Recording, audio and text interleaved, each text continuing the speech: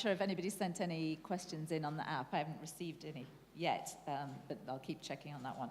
So thank you both. I think both of those were really helpful, explanatory presentations going through things that will help educate any users of data and help provide much more transparency in our industry and then hopefully lead to improved advertising results in the end. And I think both of them are applicable globally. It'd be great if you could just talk a bit about what we talked about yesterday morning, about your business and where you're generating most business from, and how you expect that to grow in the future. Sure. Most of our business is in the US. We're kind of creeping into Europe a little bit, and that's why we took the opportunity to come present our findings here. We do see a big difference in invalid traffic rates just based on where money is being spent. Money is usually the dictator of where fraud will follow, and the majority of the invalid traffic currently impacts the United States and the UK and other Western European countries. Scott, do you know if there's any work going on for data labeling in other parts of the world, or is that just a US initiative right As far as I know, it's still just a US initiative, but you know, these things sometimes if they take off, they move across borders. Right, and then sometimes, you know, if anybody's here from other countries that were interested in applying that kind of an approach, I think it would be, you know, valid and useful to do it there. It's fairly straightforward. The challenge will be getting the data partners on board to try and figure out exactly how they provide that kind of information. I've got one question here for Scott. Who provides the data in the data label and how is it validated? That's a great question, and it's actually one of the big concerns that some of us have. Companies volunteer to participate in the program, and then they supply the data. At present, there's not a certification program that's under discussion, but it's not built yet. So it's entirely trust me. And of course, in a context like this, that's Seems a little crazy. That's a problem. Yeah. Part of the reason that I've continued to push for continuing to try to develop a simpler quantitative validity measure is because it can be done by independent third parties rather than rely simply upon the affirmation of the company providing the label. Right, well, and I think people could start with asking the questions that Scott included in those data labels when they have discussions with data partners, and then get to validity after that. The first step is transparency and education, and then evaluating how these things might perform in the market.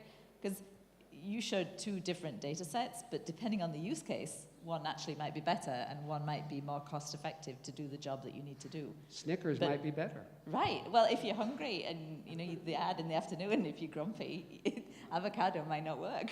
Don't have a knife ready. Right, exactly. But if it's the morning, probably a Snickers bar for breakfast probably wouldn't give you the energy to get through a morning of icon presentations. I think another thing to think about, do you want to talk a bit about the cost of the services that you provide, and Sure. then I think the value in terms of ROI at the end of the day? Yeah, of course. We actually had the product ready for 2 months before we started releasing it and piloting it because we had this internal debate about how to price. The traditional model was always for verification and measurement to do it on a CPM basis. But like I mentioned in the presentation, what we found in most of our policy audits with advertisers was that media buyers were selectively covering their campaigns to save on that verification cost. So we actually did it on a flat price, and we did it based on a few different factors, one of which is the amount of budget that we're monitoring.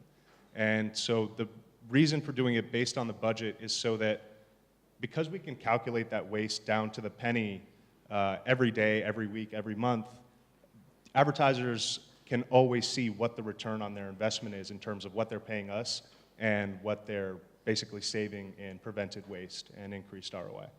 And is your customer, the advertiser, in the marketing department or the procurement department? We end up having to work with both, so we get brought in by the marketing department.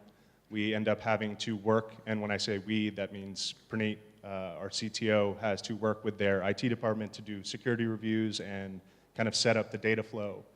And then we actually go to procurement And that is an entire process. And I have understood why traditionally verification vendors have gone straight to agency and done it on a CPM, because going through marketer level procurement is a little bit of a nightmare. Yeah, I've experienced that one as well. I agree.